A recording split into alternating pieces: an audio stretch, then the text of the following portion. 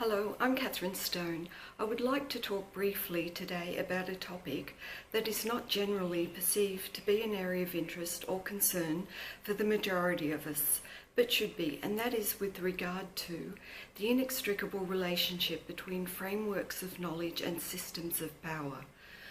We tend to look to science as the arbiter of truth, and we are inclined to believe that whenever new knowledge is ascertained about something, it has an objective validity that is neutral with respect to socio-political agendas, and that despite whatever obstacles that may arise for researchers along the way in getting institutions to fund projects for new ideas and so forth, that eventually the truth will prevail, as it were, as if the truth were something value neutral.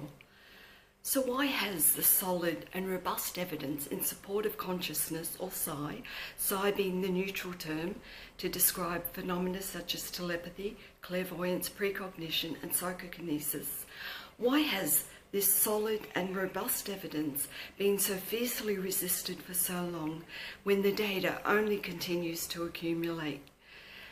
The methods that are used are considered to be mainstream and valid. The only problem is that the scientific goalposts, in order to demonstrate proof in this area, never remain stationary and always, for some reason or another, continue to be unfairly extended.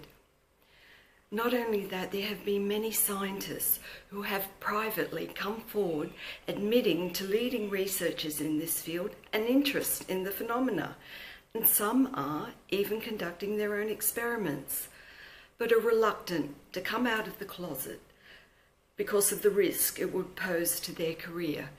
And there's an invisible college that is evolving out of its own accord. So why is this the case?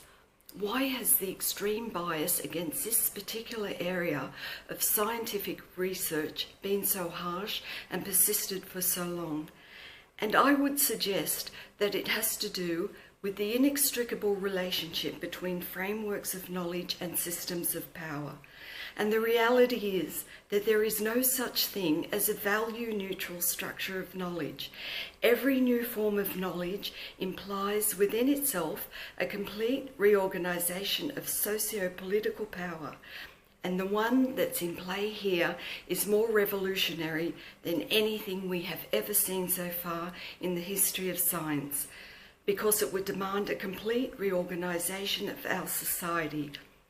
There are many vested interests and very well-established careers that absolutely depend upon maintaining the existing paradigm of knowledge. All these would be threatened if there were to be any change to the status quo.